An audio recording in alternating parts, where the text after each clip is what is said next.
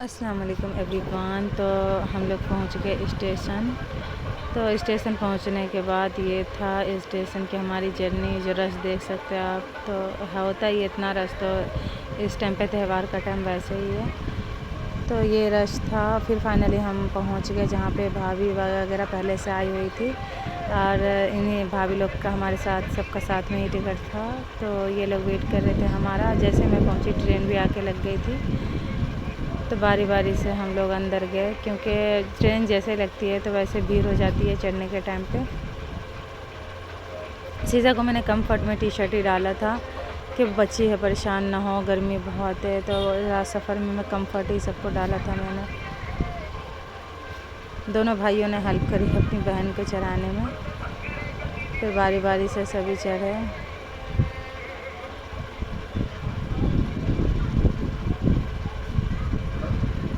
उसके बाद फाइनली हम लोग की सीट एडजस्ट हो गई थी। हम लोग अपने सामान को भी एडजस्ट कर लिए थे, बैठ गए थे सब अपनी जगह पे।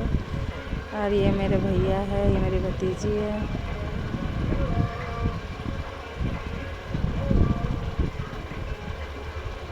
सब गर्मी से हो गए थे परेशान, क्योंकि ट्रेन जिस टाइम रुकी थी उस टाइम ऐसी चल नहीं रही थी।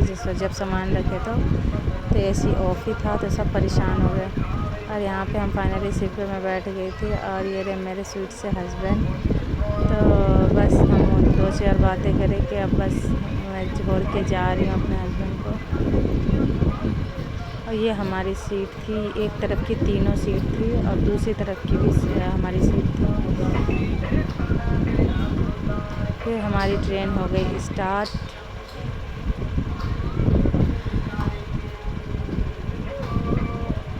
रात का हमने किया डिनर करने के बाद सबने डिनर विनर कर लिया।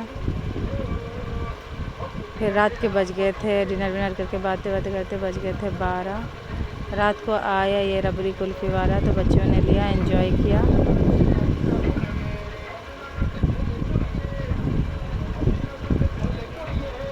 फिर उसके बाद लाइट वाइट ऑफ करके हम लोग गए थे सो। फिर मॉर्निंग में सीज़ा उठी, सबसे पहले सीज़ा उठी। तो गाइस यही थी हमारी ट्रेन की जर्नी।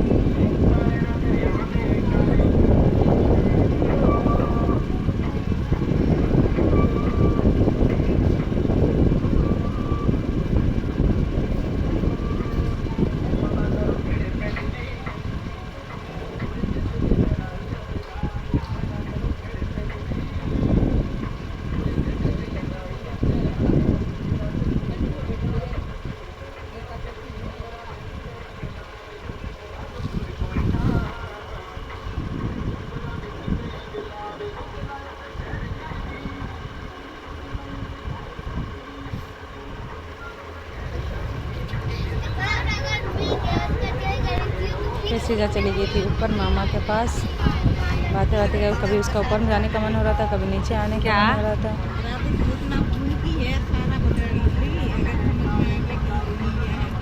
मचोड़